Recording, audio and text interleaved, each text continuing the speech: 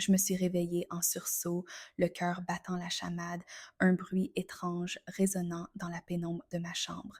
Mes yeux s'adaptèrent lentement à l'obscurité et je me redressai sur mon lit écoutant attentivement. Une porte avait claqué.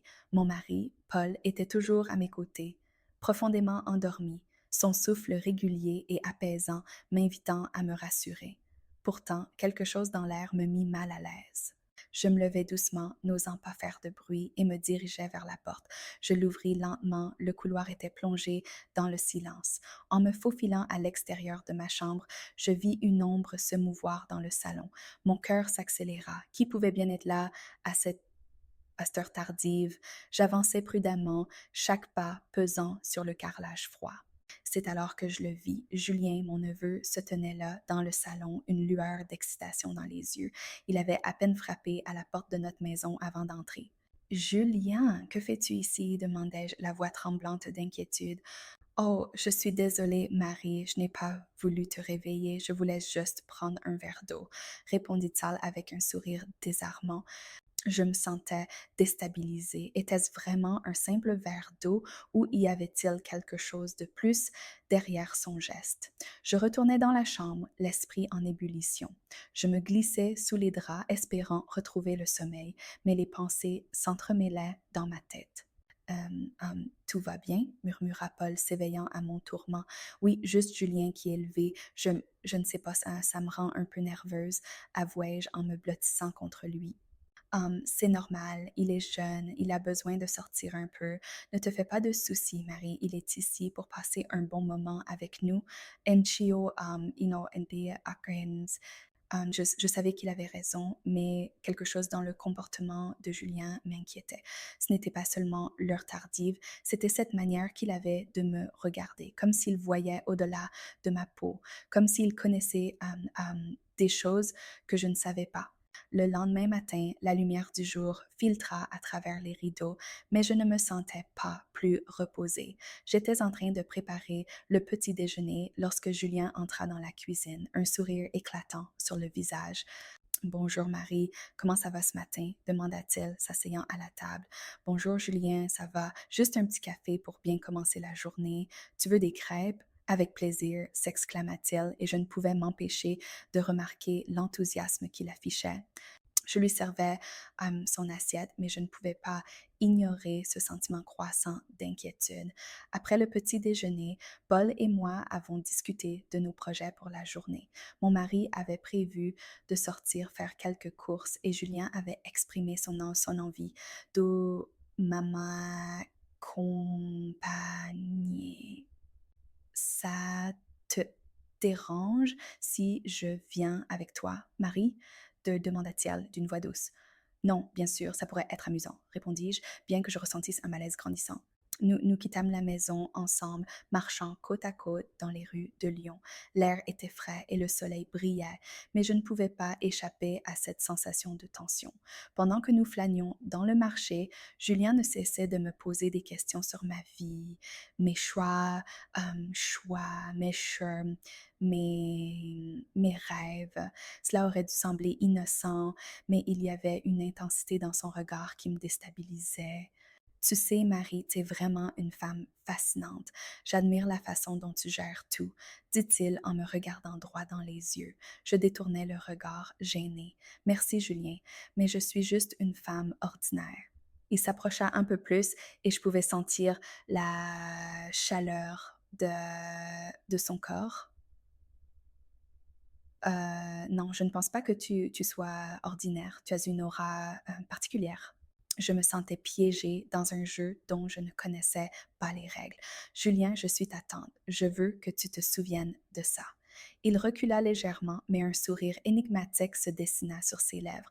Bien sûr, Marie, mais parfois, la famille peut être plus que spurkus Leinschers ein Soultwars ein in Bergan Nasser Inspire I on in Je, je frémis à ces mots, nous continuons notre chemin, mais mes pensées, les tirs, étaient de plus en plus troublées. En rentrant à la maison, je ne pouvais pas m'empêcher de repenser à la manière dont il m'avait dévisagé. Je devais en parler à Paul. Le soir, nous étions tous les trois réunis autour de la table pour le dîner. L'atmosphère était détendue, mais je pouvais sentir une tension sous-jacente. Paul racontait des histoires drôles de son travail et Julien riait, mais je restais silencieuse, perdue dans mes pensées. Tu ne manges pas, Marie? Me demanda Paul, inquiet de mon silence. Si, j'ai juste un peu de mal à digérer ce que tu as dit ce matin, répondis-je, essayant de masquer mon inquiétude.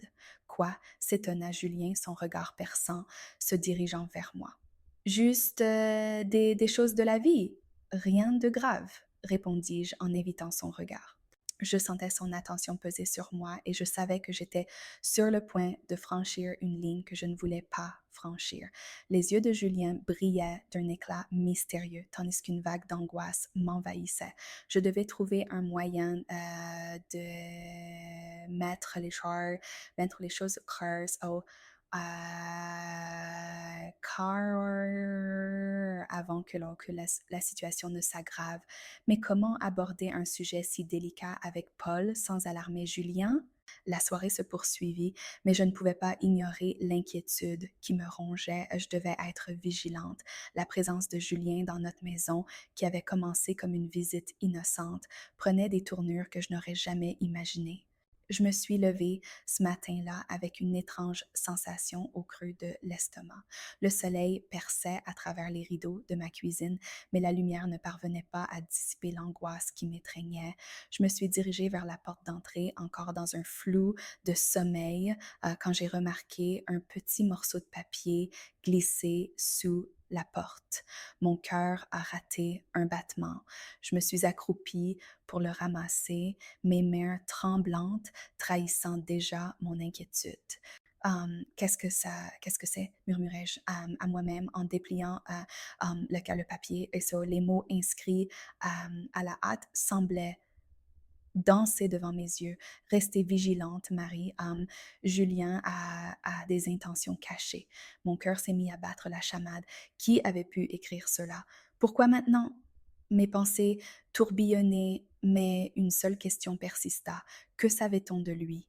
Je suis restée figée un instant, le message encore en main, ne sachant que faire. Puis, comme si un instinct m'avait poussé, j'ai décidé de garder cela pour moi, du moins pour l'instant. Après tout, j'étais sa tante, je devais avoir confiance en lui, n'est-ce pas? Mais une ombre de doute s'était déjà glissée dans ma tête. Um, Paul est entré dans la cuisine, l'air encore ensommeillé, avec un sourire sur le visage. Bonjour ma chérie, qu'est-ce qui te tracasse? J'ai feint un sourire. Rien, juste un petit mal de tête. Oui, tu devrais prendre un peu de café, ça va te réveiller, a-t-il dit en versant une tasse. J'ai hoché la tête, mais je n'arrivais pas à me concentrer.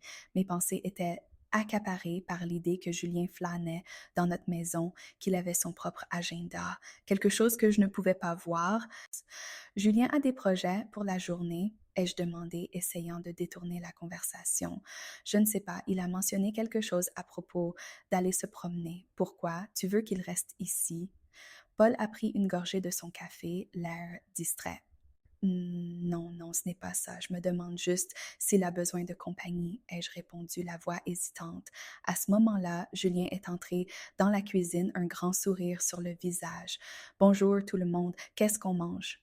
Il avait l'air si détendu, si insouciant. Était-ce vraiment possible qu'il cachait quelque chose sous cette façade joviale? Des crêpes, ai-je répondu, m'efforçant de garder une voix neutre. Tu veux m'aider? Avec plaisir, Anne, a-t-il dit en s'approchant de moi. Son enthousiasme était contagieux, mais quelque chose en moi résistait. Il s'est penché pour prendre un œuf dans le réfrigérateur, ses bras frôlant les miens. J'ai ressenti une étrange tension, comme un frisson, mais la Hawaii... Stursai, c'est Bray, mon c'est ce n'était qu'un neveu qui aidait sa tante, n'est-ce pas? Alors que nous cuisinions, il a commencé à me parler de ses projets pour l'été. Je pensais aller à la rivière cet après-midi, tu sais, juste me détendre un peu, a-t-il dit d'un ton léger. Ça a l'air agréable. Tu penses y aller seul? Ai-je demandé, essayant de masquer ma curiosité. Peut-être, mais je pourrais aussi inviter quelques amis, tu sais, juste pour m'amuser un peu. Son sourire était désarmant, mais je ne pouvais m'empêcher de me demander qui étaient ses amis. Ça sonne bien, ai-je répondu distraitement, prenant soin de ne pas le regarder dans les yeux trop, you know, à tourist. J'avais l'impression que s'il voyait le doute dans mon regard, cela lui donnerait une force que je ne voulais pas lui accorder. Le petit déjeuner s'est terminé dans une ambiance étrange où les rires étaient un peu trop forcés et les échanges un peu trop calculés. Une fois à table, après avoir débarrassé, je me suis isolée dans le salon, feignant de m'intéresser à un livre que je n'arrivais pas à lire. Mon esprit était ailleurs, obsédé par l'idée que Julien pouvait être plus qu'un simple neveu. Soudain, mon téléphone a vibré et je l'ai pris. C'était un numéro que je ne connaissais pas, mais quelque chose à l'intérieur de moi m'a poussé à répondre. Allô, ai-je dit, la voix tremblante. Marie, c'est Clara, a dit une voix familière mais lointaine. Clara, mon amie, and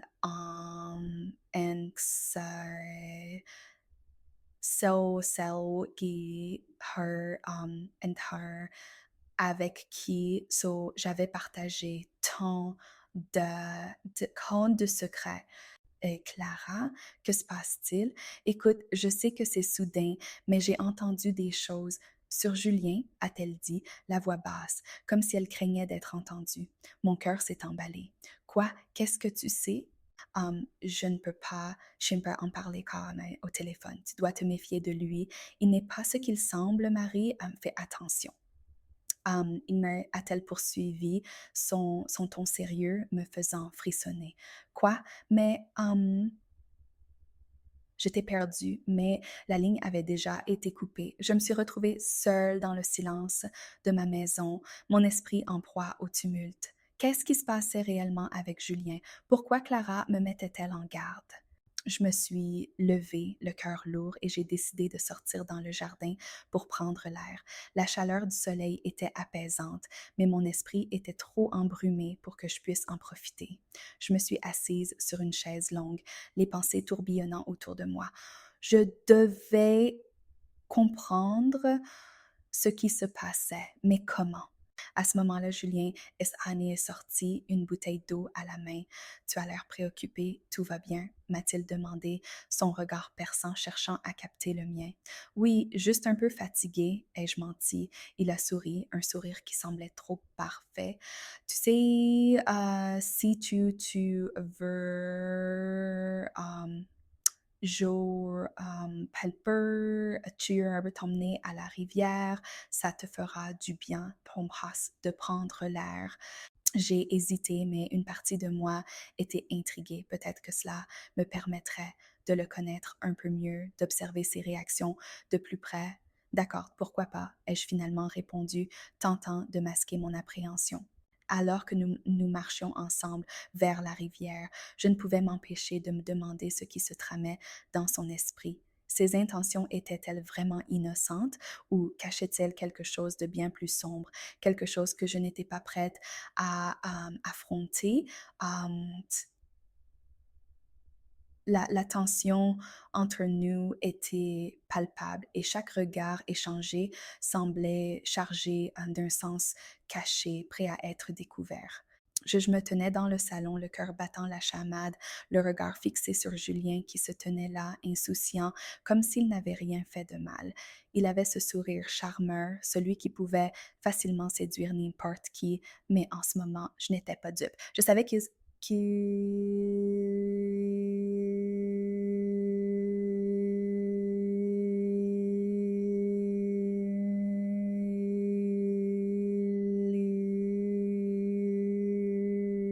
quelque chose d'étrange dans son comportement. L'innocence qu'elle feignait de revêtir ne m'impressionnait plus. Respirant profondément, je décidai de l'affronter.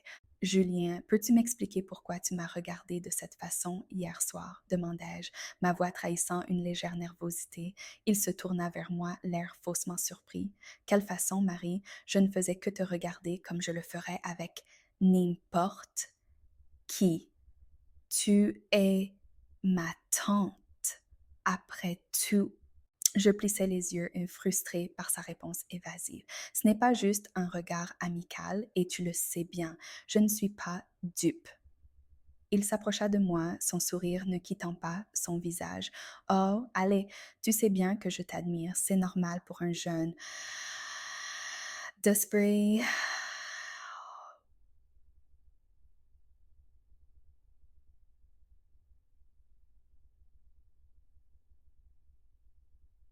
Acercar Sanchetti anti-rente, non, sans Anit.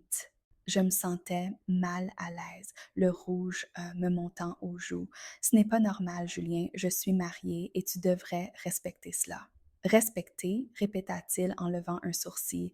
Et si je te disais que je trouve ça excitant, ce que je ressens pour toi? Sa provocation me laissa sans voix.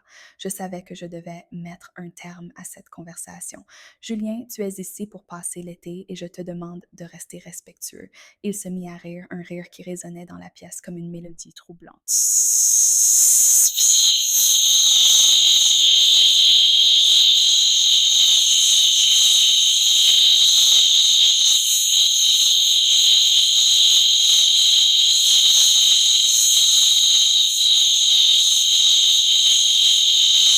Que les choses ne fonctionnent pas, c'est pas toujours comme on le désire.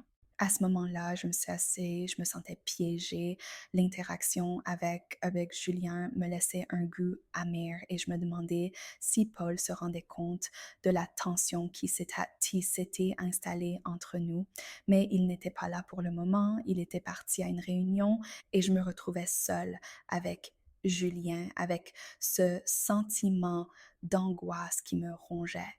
La porte d'entrée s'ouvrit brusquement et j'entendis Paul appeler depuis l'entrée. « Marie, je suis de retour. » Julien se redressa rapidement, un sourire sur le visage, comme s'il venait d'être pris en flagrant délit. Je me sentis soulagée de voir Paul, mais je savais que je ne pouvais pas lui parler de ce qui venait de se passer. Pas encore. Je ne voulais pas l'inquiéter sans preuve tangible. Paul entra dans le salon, l'air fatigué mais souriant. « Qu'est-ce qui se passe ici? Vous avez l'air bien sérieux tous les deux. » « Rien du tout, juste une petite discussion, n'est-ce pas, Julien? » dis-je, forçant un sourire. « Oui, juste des banalités. Rien d'important, vraiment. Ours are now working a bon 90 hour Julien tient d'un ton désinvolte. » Paul hocha la tête, mais je pouvais voir qu'il était un peu méfiant. « D'accord, mais je préfère vous voir sourire. Qu'est-ce que vous diriez d'un dîner ensemble ce soir? » Je souris, reconnaissant sa tentative de détendre l'atmosphère. « Oui, ça sonne bien. Je vais préparer quelque chose de spécial. » Après que Paul soit retourné à ses affaires, je me retrouvais seule avec mes pensées. Qu'allais-je faire avec Julien? Mon esprit était en ébullition et je savais que je devais être vigilante. Je me levai et commençai à ranger la cuisine, mais mes mains tremblaient légèrement. Et le reste de la journée, il passa en un flou quand je préparais le dîner et essayant de me concentrer sur les plats que je devais cuisiner, mais la tension dans l'air était palpable. Chaque fois que je croisais le regard de Julien, une onde de malaise parcourait mon corps. Il restait là, à me regarder, l'expression sur son visage oscillant entre l'innocence et le défi. Le soir venu, autour de la table, je tentais de faire la conversation. Paul parlait de son travail, des projets qu'il avait à l'étranger, et j'essayais de participer, mais mes pensées étaient constamment détournées vers Julien. À chaque éclat de rire de Paul, je me perdais dans une mer d'incertitude. Marie, tu m'entends? Paul me tira de mes pensées. Quoi? Désolée, je pensais à ce que nous allons faire cet été, répondis-je, m'efforçant de sourire. Julien éclata de rire, un rire qui m'irrita. Oh, je parie que vous avez plein de projets, n'est-ce pas?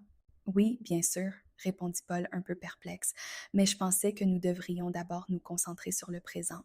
Après le dîner, Paul décida de sortir pour prendre l'air. Je restais seule avec Julien, une situation que je redoutais. Il s'asseyait à moi sur un kitchen kan par show I Leicester Lizzie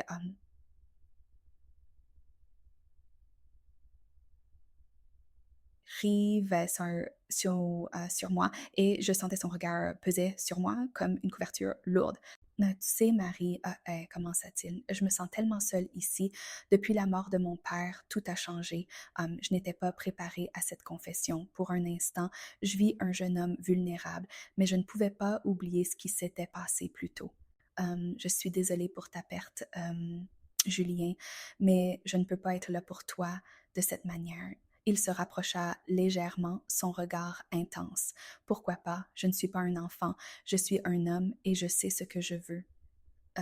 Et que veux-tu exactement?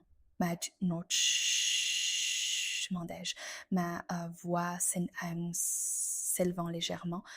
Je veux que tu sois là pour moi, Marie. Je veux que tu comprennes ce que je ressens.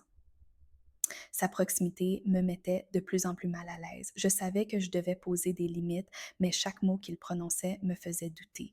Alors que la nuit avançait, la tension entre nous devenait presque palpable et je me demandais combien de temps je pourrais encore supporter cela. Soudain, mon téléphone vibra sur la table. Je le pris et je vis le nom de Paul s'afficher. Mon cœur s'accéléra en le lisant. Je vais devoir rester plus longtemps que prévu. J'ai une réunion qui s'éternise. Je sentis un frisson parcourir mon échine. Tout à coup, je me retrouvais seule dans cette pièce avec Julien et je savais que la nuit ne serait pas simple. Je levai les yeux vers lui et je vis son sourire, un sourire qui disait tout et rien à la fois.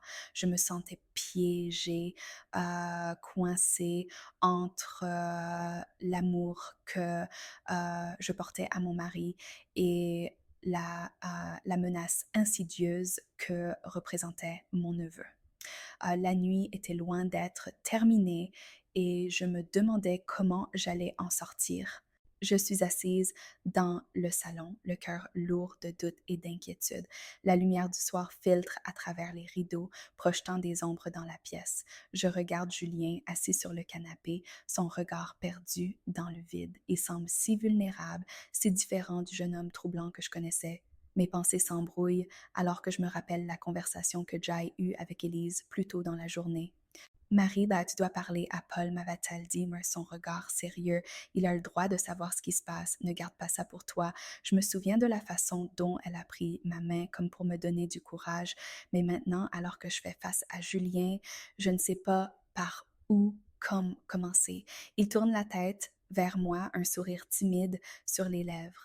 Tu sais, Marie, je me sens tellement seule ici, dit-il, sa voix trahissant une fragilité que je n'avais jamais remarquée auparavant. Depuis la mort de mon père, tout a changé. La vie est devenue si vide. Je fronce les sourcils, mes instincts de protection s'éveillant.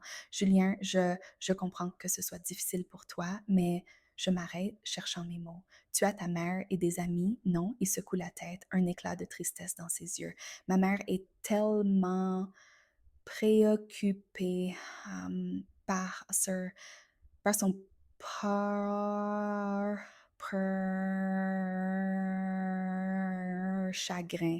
Elle ne voit même pas que j'essaie de m'en sortir. Je suis ici, mais je me sens comme un étranger. Sa confession me touche et je me sens tiraillée. D'un côté, je veux le réconforter, lui montrer que je suis là pour lui. D'un autre, une alarme retentit dans ma tête. Ce n'est pas le moment d'être trop proche de lui. Je me force de garder mes distances. Écoute, Julien, dis-je avec douceur, je ne peux pas remplacer ta famille et je ne suis pas certaine que ce soit une bonne idée de se rapprocher. Peut-être que tu devrais parler à quelqu'un, un professionnel ou même juste à ta mère. Il me fixe, ses yeux expressifs, cherchant à capter mes intentions. Mais toi, t'es là, Marie. Tu comprends, je ne veux pas être seule, surtout pas maintenant. La tension dans l'air est palpable.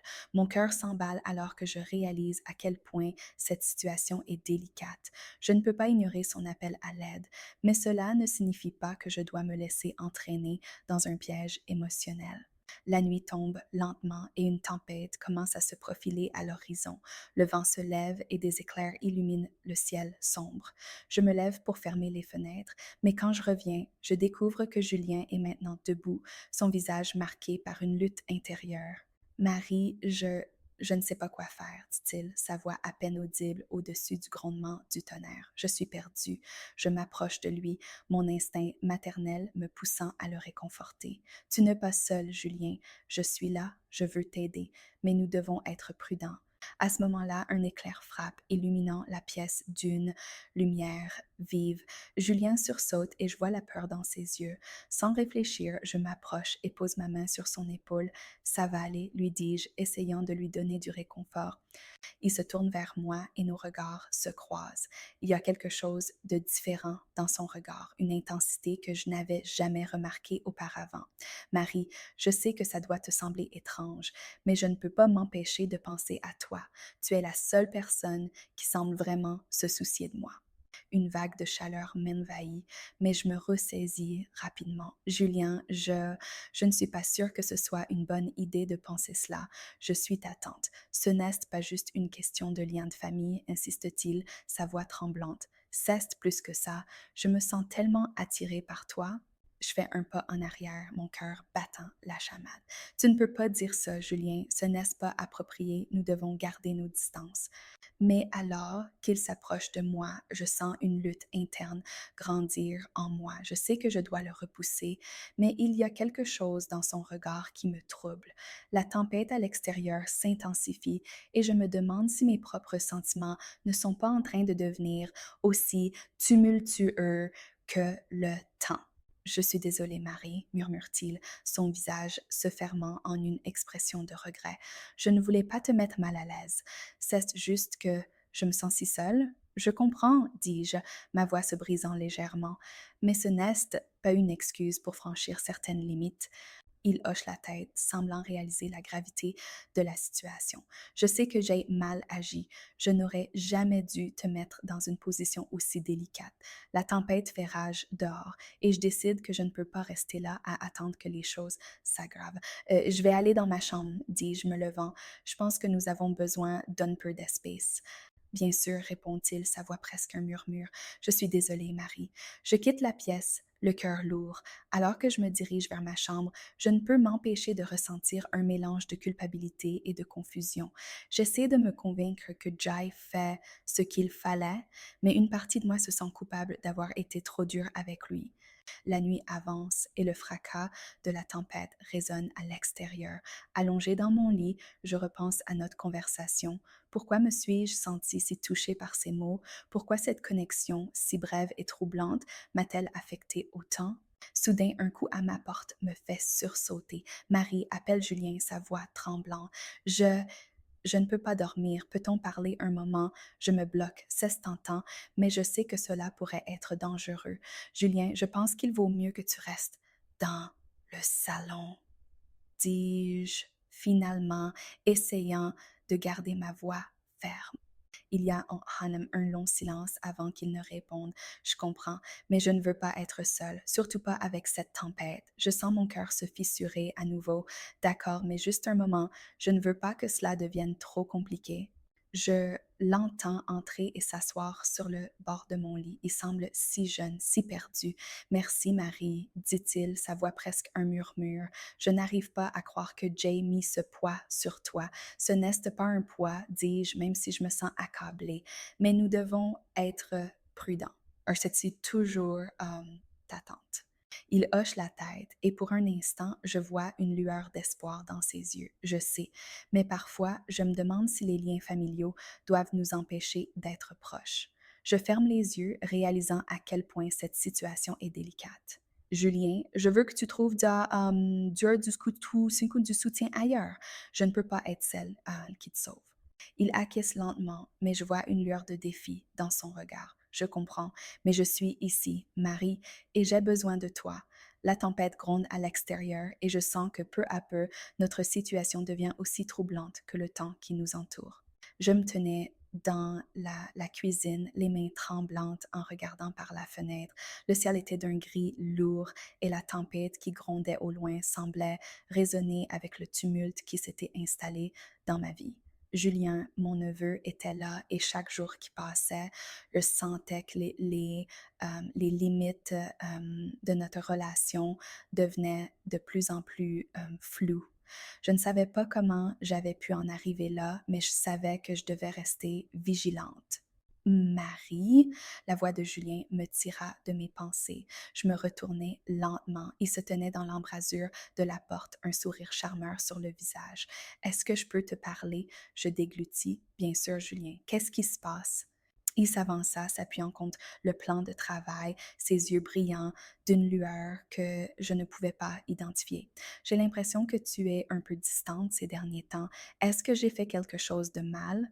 Non, pas du tout. C'est juste beaucoup de choses en ce moment. Paul est souvent absent et je n'achevais pas ma phrase, consciente que chaque mot pouvait être interprété de mille façons.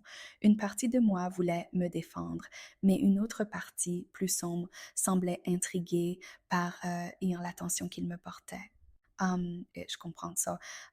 Yeah, mais tu sais, je suis là pour toi. Ok, sa voix était douce, presque persuasive.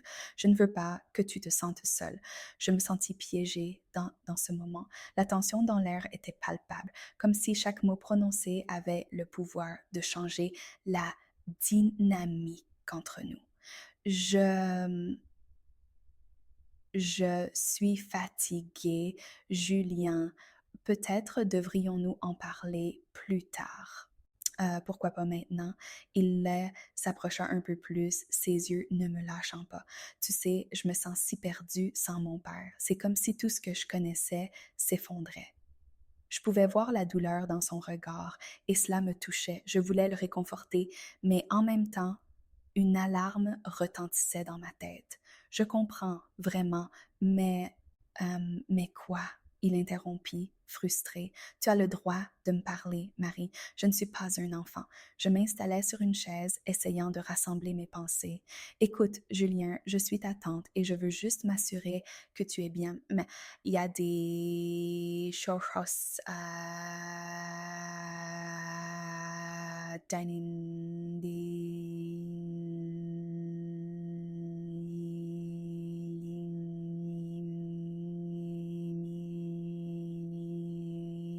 que nous ne devrions pas franchir. Casse des limites, a-t-il ça? Puis demanda-t-il, un sourire provocateur sur les lèvres. Quelle limite a-t-il? Je suis ici dans cette maison avec toi et je sens qu'il y a quelque chose entre nous. Un frisson de peur et d'excitation parcourut mon échine. Je savais qu'il jouait avec le feu, mais en même temps, je ne pouvais ignorer l'attrait mystérieux qui émanait de lui. Julien, ce n'est pas approprié, nous devons garder notre relation familiale. Art Oster, Nina Tossers, sa famille, ou Os, elle se moqua, levant les yeux au ciel. La famille, c'est ce qui nous unit, mais parfois, il faut aussi se libérer des chaînes du passé. J'étais prise au piège entre la logique et l'émotion. Tu ne comprends pas, Paul? Ben, Paul ne doit pas savoir, pas encore. Sa voix était plus basse, presque un chuchotement. Je suis sûre qu'il ne comprendrait pas, mais toi, tu comprends, n'est-ce pas? Je déglutis, mon cœur battant la chamade. Je comprends que tu traverses une période difficile, mais je ne peux pas être celle qui te console de cette manière. Franny, pourquoi pas? Il s'approcha encore, presque collé à moi. Tu sais, je t'ai toujours regardé d'une manière différente. Je t'admire, Marie. Tu es belle, forte, et je ressens quelque chose. Je me levai brusquement, le cœur battant. Julien, arrête. Il recula légèrement, mais ses yeux brillaient de défi. Pourquoi es-tu si effrayé? Nous pourrions avoir quelque chose de spécial. Pense à ce que nous pourrions partager.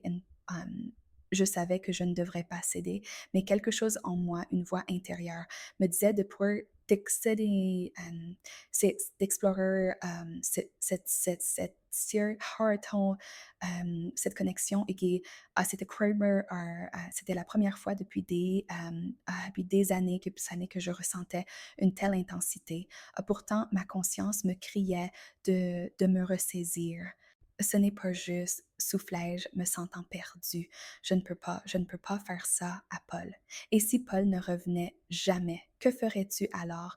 Demanda-t-il, son ton se faisant plus urgent. Tu voudrais passer le reste de ta vie dans l'ombre? Je me tus, prise entre la culpabilité et l'envie. Il avait raison sur un point. Paul avait des projets qui les éloignaient et cette pensée me terrifiait. J'étais seule et Julien semblait être la seule personne qui me comprenait vraiment. Je ne sais pas. Ma voix tremblait. Je ne sais pas quoi faire. Fais-moi confiance, Marie. Je ne te ferai jamais de mal. Ses yeux brillaient d'une sincérité qui me faisait douter. Je veux juste que tu sois heureuse. À cet instant, je sentis une vague de désespoir et de désir tumultueux. Je fermai les yeux, luttant contre la tempête qui faisait rage en moi. Quand je les rouvris, je vis Julien, son visage si proche du mien, son souffle chaud contre ma peau. Où je commençai-je, mais les mots ne sortirent pas. Au lieu de cela, je me retrouvai entraînée dans un tourbillon d'émotions que je ne pouvais pas contrôler. Avant que je ne puisse réfléchir, je m'approchai de lui, mes lèvres frôlant les siennes, dans un geste impulsif. Mais à peine l'instant fut-il passé que la réalité me frappa comme un coup de poing. Je reculai horrifiée de ma propre faiblesse. Qu'est-ce que j'ai fait? Murmurai-je, le cœur lourd de regret. Julien, lui, avait un sourire triomphant sur le visage. Tu vois, ça, anichiu, mechiu, stau,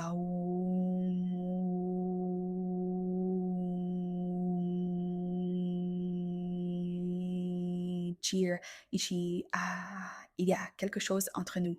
Je me sentais trahie par mon propre corps, par mes propres désirs. Non, non, non, ce n'est pas ce que je voulais. Pourquoi pas? Il ne lâchait pas prise, son regard insistant. Marie, tu sais que tu ressens cela. Ce n'est pas vrai. Je m'éloignais de lui, la panique s'emparant de moi. Je ne peux pas faire ça, je ne peux pas. Mais tu le veux. Il s'approcha de moi presque comme un prédateur. Tu veux juste t'en convaincre. Je me sentais piégée, mais je savais qu'il ne savait pas. Non, at un point, savait qu'il ne pouvait pas me contrôler. S'incarner, je devais être forte. Julien, il faut que tu partes. Je, je ne peux pas. Cela, il s'arrêta, son expression à se transformant, un mélange de déception et de mépris. Très bien, mais souviens-toi de ce moment, Marie. Je sais quelque chose sur toi, quelque chose que tu préférerais garder secret. Mon cœur se serra à ces mots. Qu'est-ce qu'il savait? Je ne pouvais pas le laisser jouer avec mes émotions. Qu'est-ce que tu veux dire? Il sourit, un sourire qui me glaça le sang. Tu le découvriras bientôt, mais pour l'instant, prends soin de toi. Et il s'éloigna, me laissant seule avec mes pensées tourmentées, ma vie familiale vacillant sur le fil du rasoir, et cette menace soudaine qui planait au-dessus de moi comme un nuage noir. Je me tenais devant l'album photo, mes mains tremblantes caressant la couverture poussiéreuse. Mes pensées tourbillonnaient dans ma tête, tentant de saisir l'ampleur de ce que je venais de découvrir. Chaque image était une morsure du passé, une vie que j'avais soigneusement enterrée, une vie dont je pensais m'être débarrassée. Julien, mon neveu, n'était pas simplement cela. Il était le fils caché de mon ancien amant, un secret que j'avais écarté de ma mémoire pendant tant d'années. Tu ne devrais pas toucher à ça, Marie, dit Julien, sa voix douce mais chargée d'une menace sous-jacente. Je me retournai lentement, le cœur battant, le regard figé sur son sourire énigmatique. Comment pouvait-il savoir? Ce n'était pas censé être un secret, pas celui-là. Hier, que sais-tu de cet album? Demandai-je, ma voix trahissant une inquiétude que je ne pouvais dissimuler. Je sentais la panique monter en moi, chaque battement de mon cœur résonnant comme une alarme. Je voulais comprendre, mais une partie de moi avait peur de ce que j'allais découvrir. Oh, je sais beaucoup de choses, Marie, mais je me demande pourquoi as-tu gardé tout cela caché? Il s'approcha, ses yeux plongés dans les miens, cherchant à déceler une faiblesse, une fissure dans mon armure. Je reculai instinctivement, mais il n'y avait nulle part où fuir. Cet endroit, ma maison, était devenu une prison. Julien, c'est compliqué. Mes mots étaient hésitants, comme si je tentais de tisser un mensonge qui ne tiendrait pas. Je ne veux pas parler de cela. Pourquoi? Parce que tu as honte? Sa voix s'éleva légèrement, teintée d'une provocation.